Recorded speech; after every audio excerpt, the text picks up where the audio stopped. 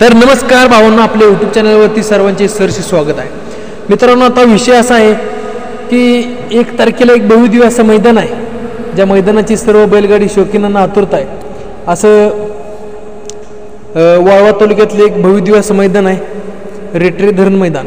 मित्रांनो, देवेंद्र फडणवीस केसरी म्हणून ह्या मैदानाला संबोधलं जाणार आहे आणि एक भव्यदिव्य असं ओपनचं मैदान आहे.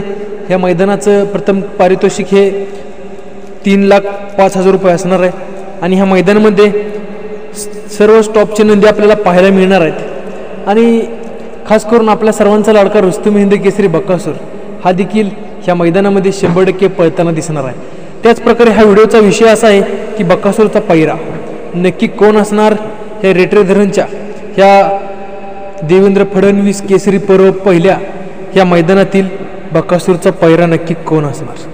तर मित्रांनो, थोडाही न वेळ घालवता आपण आज बकासूरचा पैरा सांगणार आहोत. मित्रांनो, तुम्हाला बकासूरचा पैरा नक्की कोण वाटतंय ते कमेंट करून नक्की सांगा.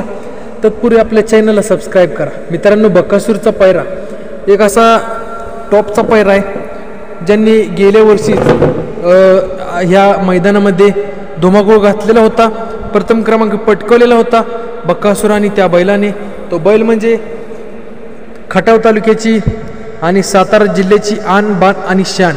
चालू सीझनला जाईल त्या मैदानात गुल्लात व संपूर्ण वर्षभर आपण पाहतोय की टॉपमध्ये पळणारा हा बैल शिरसवडीकरांची रायफल.